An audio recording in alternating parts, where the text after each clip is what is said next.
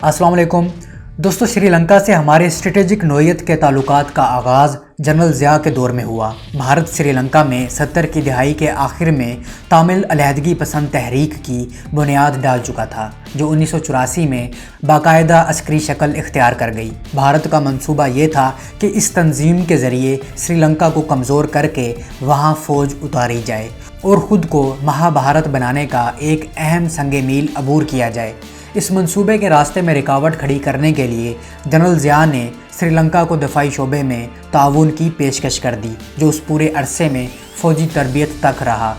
जब तामिल तहरीक ने ज़ोर पकड़ना शुरू किया तो पाकिस्तान ने अपना एमुनीशन भी श्रीलंका को बेचना शुरू कर दिया। श्रीलंकन गवर्नमेंट को ब्लैकमेल करके क़याम अमन के नाम पर भारत ने 1987 में श्रीलंका में अपनी फ़ौज उतारी तो श्रीलंका ने पाकिस्तान की खुफिया मदद से इसे तिगनी का नाच नचा दिया।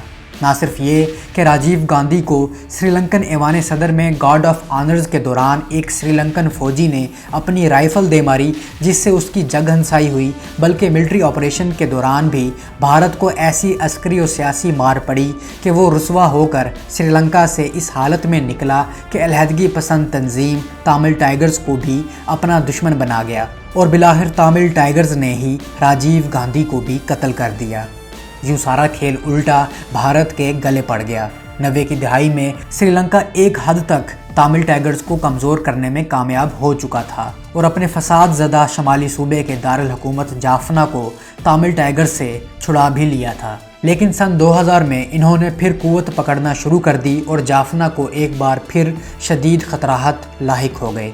इस मौके पर जनरल मुशर्रफ ने फौरी तौर पर श्रीलंका को भारी हथियारों की सप्लाई शुरू कर दी, जिससे श्रीलंकन फ़ौज इस खतरे से निपटने की पोजीशन में आती चली गई। इस अरसे में श्रीलंका ने पाकिस्तान से असलहे की खरीदारी तेज़ कर दी। 2007 तक श्रीलंका ने पाकिस्तान से $50 मिलियन का असलहा खरीदा। जब तामिल टाइगर्स को अंदाज़ा हुआ कि पाकिस्तान इनकी कमर तोड़ने के लिए श्रीलंका की बड़े पैमाने पर मदद कर रहा है तो इन्होंने 2006 में श्रीलंका में तैनात पाकिस्तानी सफ़ीर बशीर वली मोहम्मद पर खुदकुश हमला कर दिया, जिसमें वो तो महफूज रहे लेकिन 7 अफराद मारे गए। इस हमले के बावजूद पाकिस्तान ने ताउन रोका नहीं, बल्कि इसमें इजाफा करते हुए 2009 में $150 मिलियन का असलहा श्रीलंका को फराहम किया।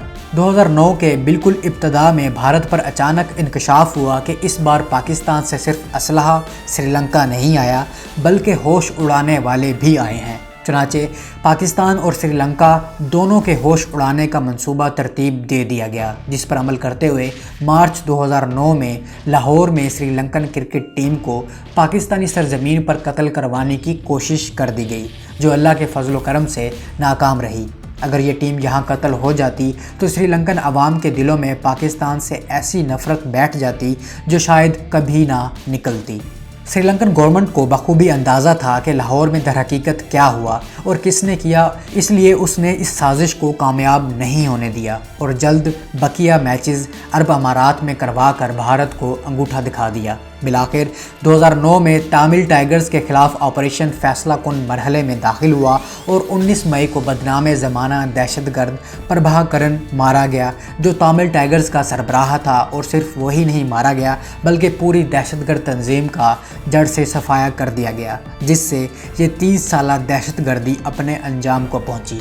फौजी ऑपरेशन के इख्तिताम पर श्रीलंका के डिप्टी वज़ीर ख़ारजा हुसैन अहमद भायला का ये बयान आलमी तवज्जो हासिल कर गया कि श्रीलंका की हुकूमत और उसकी आवाम पाकिस्तान को अपना हकीकी दोस्त समझते हैं, जिसकी हमें जब भी ज़रूरत पड़ी वो हमारे साथ खड़ा नज़र आया। इस बयान के ज़रिए गोया श्रीलंकन हुकूमत ने तस्दीक कर दी कि तामिल टाइगर्स के ख़ात्मे का असल हीरो कौन है। 28 मई 2009 को भारतीय अखबार दी इंडियन एक्सप्रेस ने साफ साफ लिख भी दिया कि ये पाकिस्तान आर्मी का कारनामा है और तामिल टाइगर्स के ख़ात्मे में अल खालिद टैंक और पाक फ़ज़ाइया के पायलटों का मरकज़ी किरदार है। जनरल ज़िया के दौर में पाकिस्तान की अस्करी दरसगाहों में श्रीलंकन आर्मी अफसरान की शुरू होने वाली तरबियत का नतीजा ये है कि आज श्रीलंकन आर्मी की हाई कमांड में शायद ही कोई अफसर ऐसा हो जिसने पाकिस्तान से अस्करी कोर्स ना किए हों। हत्ता कि श्रीलंकन फ़ौज में फील्ड मार्शल के रैंक तक पहुँचने वाले वाहिद आर्मी चीफ सार्थ फोंसेका भी पाकिस्तान के तरबियत याफ्ता हैं, जो तामिल टाइगर्स के ख़िलाफ़ फैसला कुन ऑपरेशन के मौके पर फ़ौज के सरबराह थे।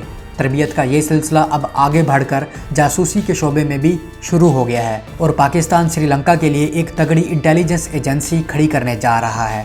ملٹری ہارڈ ویئر کی خریداری الخالد ٹینکوں اور لڑاکا طیارے JF-17 تھنڈر کے سودوں تک جا پہنچی ہے۔